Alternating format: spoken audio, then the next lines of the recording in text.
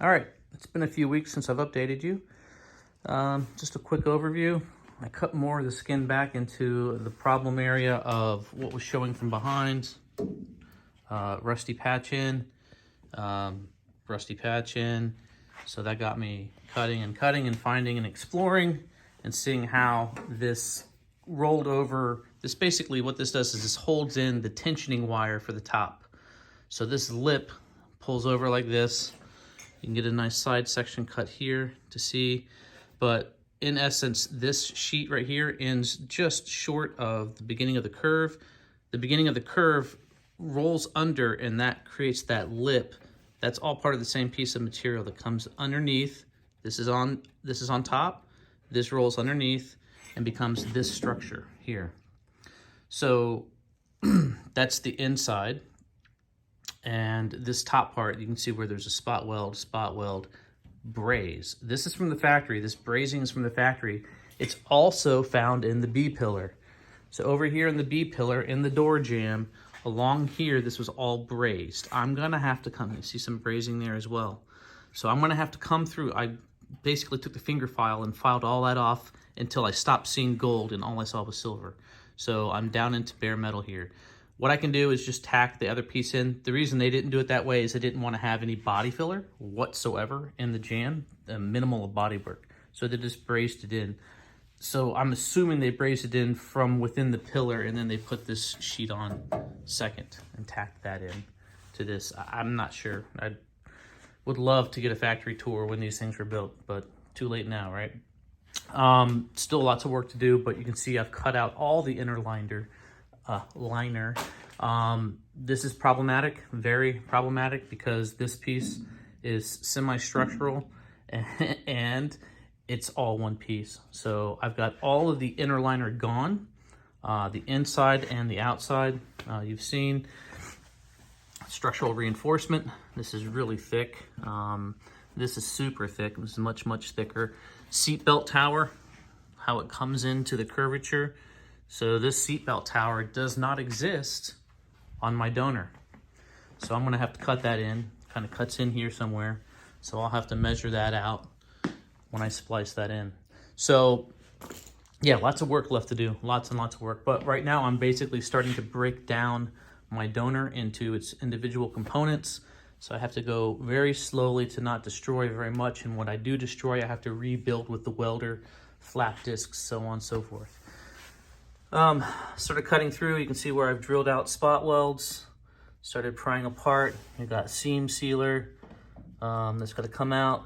There's a weld across here. There's a weld there.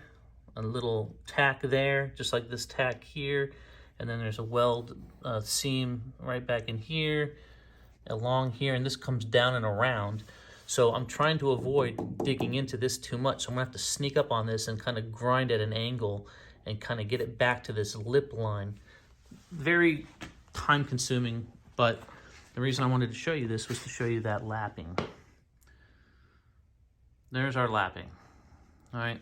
This is the outer skin that comes down. This is part of the inner structure that goes fold under, and then this is three-piece. And that little lip right there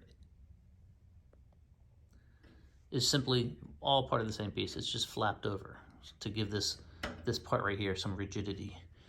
So I've got to cut this section out in such a way that I can graft it onto here. And I'm gonna try to do it all in one piece. So basically I'm gonna have to cut this lip out here and then do it over there in such a way that I don't destroy that, and anything I destroy I need to rebuild. So yeah, I slowed down when I realized just how intricate this section of the car was. I pumped the brakes and just slowly started cleaning metal and started working on different cleaning techniques. So right now what I'm working with is, yeah, angle grinder with one of these poly discs on it. And I got like a 12 pack of them. They do a fantastic job of cleaning the metal to this degree here. But yeah, so good thing I got behind that strut tower. There's some hidden rust. I cleaned up this lip. It was all, you know, I got that ribbon of, you still see some tacks here and there where it was pinch welded there, there, there. So very minor cleanup. I can clean that up easily with the welder and a flap disc. Intricate into here. Again, I don't think I've published the video, but I've shot this a couple of times. This piece is what folds under and basically hugs this inner structure. This is super thick, okay?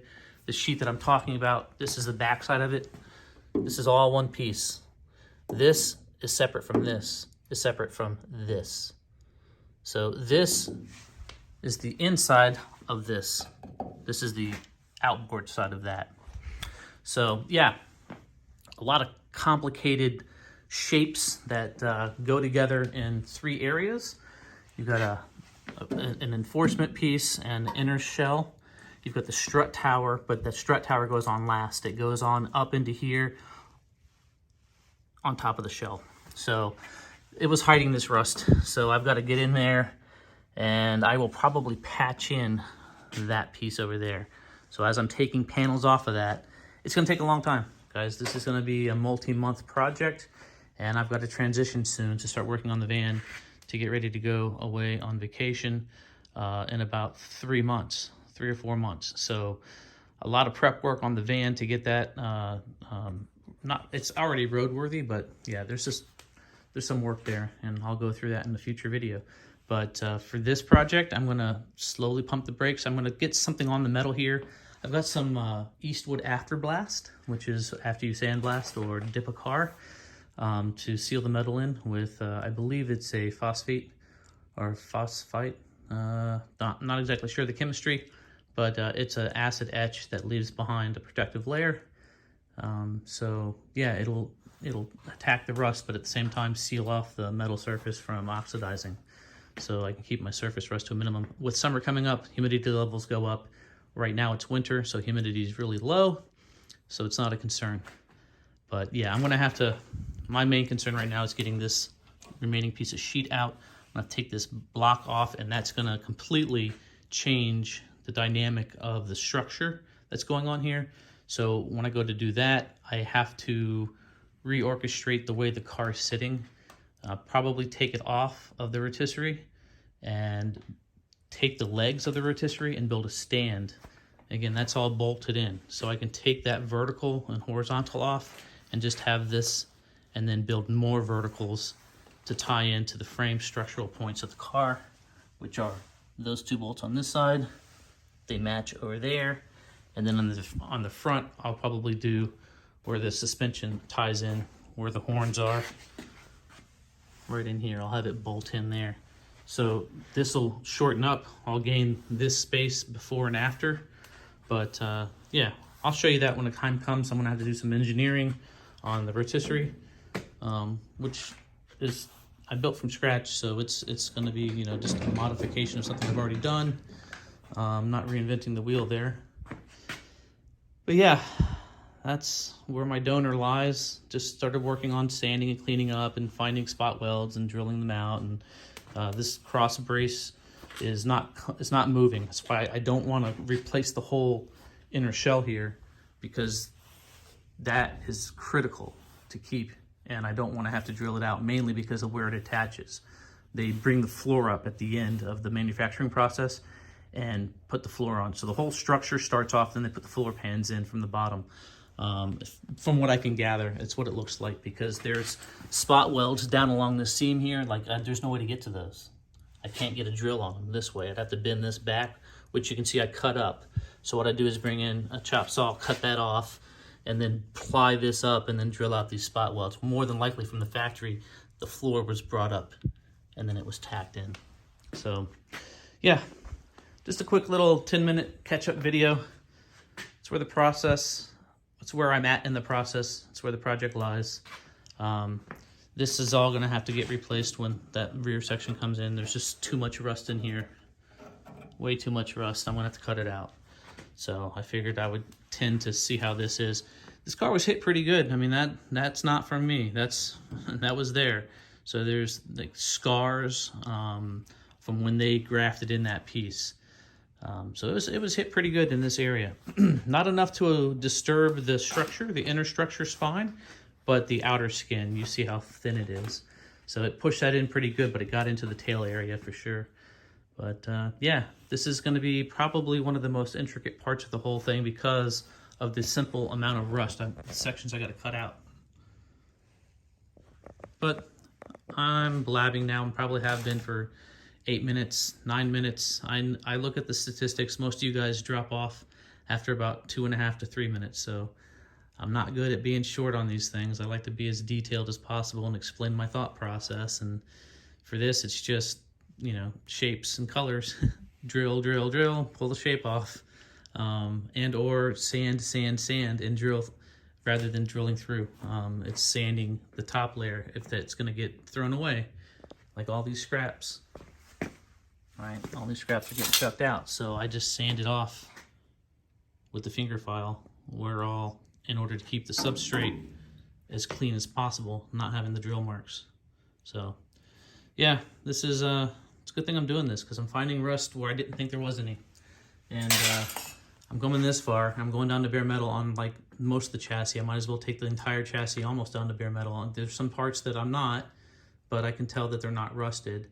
But I never would have noticed this, right, had I not come in here.